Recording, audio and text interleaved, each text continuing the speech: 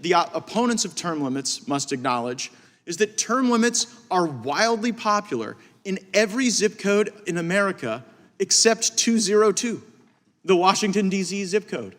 You go to almost any place in the country, throw a rock on Main Street. Chances are 8 and 10, it's going to hit somebody who's in favor of term limits. But politicians aren't.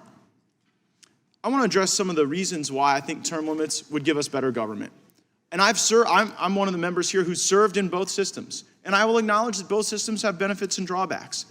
But in a term limits environment, you get more fresh ideas. Far too often in Washington, D.C., we revert to a failed and often corrupt muscle memory on how to do things because you got a lot of people here who've been doing them for 10, 20 years, sometimes even longer.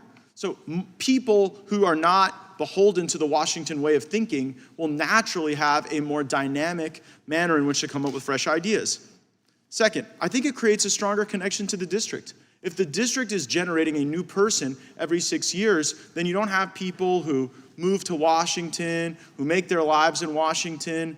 It becomes temporary, more like the true intent of our founders. And third, I'll use a sports analogy. I don't think anybody would ever like to watch a basketball game without a shot clock. You'd see people just dribbling around, holding the ball, never making a move, never having to present aggressive defense. And that kind of feels like how we've been governing for the last several decades.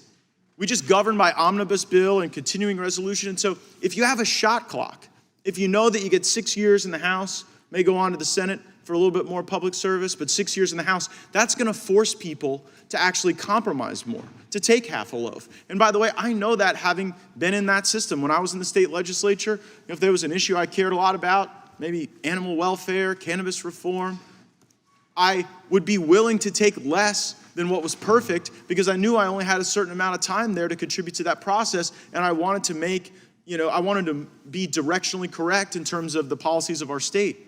Here, increasingly, you have some of these folks who've seemingly been around since dirt was young, and it doesn't unlock that sense of urgency that oftentimes can lead to more productive government.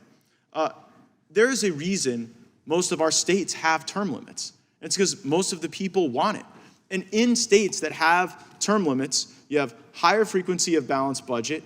I think you don't have the endemic corruption that we often see in Washington, D.C., and you're not as lashed to the special interests. Like, in a term limits environment, the special interests and lobbyists can't really buy a lawmaker. They can only rent them for 6 years.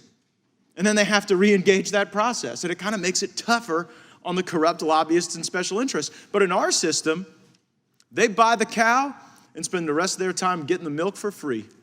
And that might be the reason why we're seeing such opposition to term limits now.